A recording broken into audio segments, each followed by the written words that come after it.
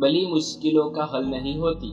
राजा अजातशत्रु का राज्य बहुत अच्छा चल रहा था, किंतु कहते हैं ना कि समय हमेशा एक जैसा नहीं रहता। ऐसे ही अजातशत्रु के साथ हुआ।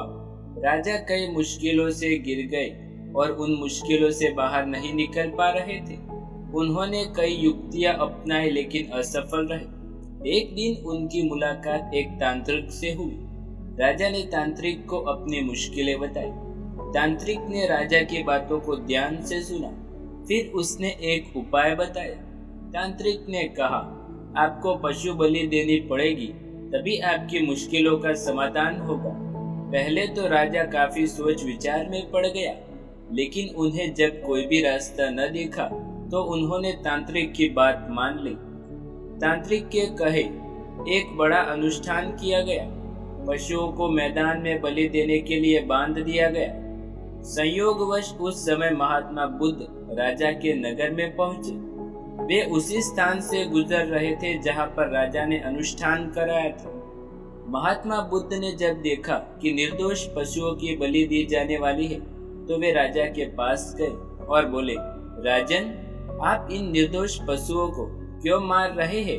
राजा बोले, महात्मा जी, मैं इन्हें मारने नहीं, अपितु राज्य के कल्याण के लिए इनकी बलि देने जा रहा हूँ, जिससे सारे राज्य का कल्याण होगा। महात्मा बुद्ध बोले, क्या किसी के निर्दोष जीव की बलि देने से किसी का भी भला हो सकता है? थोड़ा सा रुककर महात्मा बुद्ध जी ने जमीन से एक तिनका उठाया और राजा को देते हुए बोले, इसे तोड़कर दिखाए। राजा ने तिनके को 2 टुकड़ों में कर दिया। बुद्ध बोले, इसे अब पुनः जोड़े। राजा बोले, महात्मा जी, ये कैसी बातें कर रहे हैं? इसे तो अब कोई भी नहीं जोड़ सकता।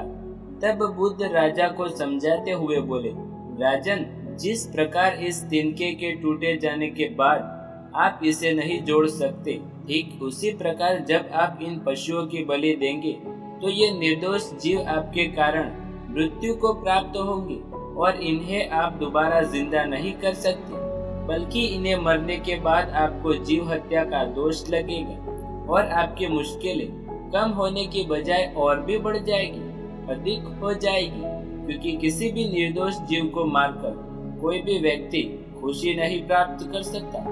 आपकी समस्या का हल निर्दोष जीव को मारने से कैसे हो सकता है? आप राजा हैं, आपको सोच विचार कर निर्णय लेना चाहिए। अगर आप सच में अपनी मुश्किलों का हल चाहते हैं तो दिमाग से काम लीजिए। मुश्किलें तो आती जाती रहती है, यही जिंदगी का सच है। किसी निर्दोष जीव को मारने से समस्याएं नहीं समाप्त होगी, बल्कि उसका हल आपको बुद्धि से ही निकालना होगा। बुद्धि की बात सुनकर अजातशत्रु उनके चरणों में गिर पड़े और अपनी भूल की क्षमा मांगने लगे। अजातशत्रु ने ऐलान कर दिया कि अब से उनके राज्य में किसी निर्दोष जीव की हत्या नहीं की जाएगी। दोस्तों, वीडियो देखने के लिए आपका धन्यवाद।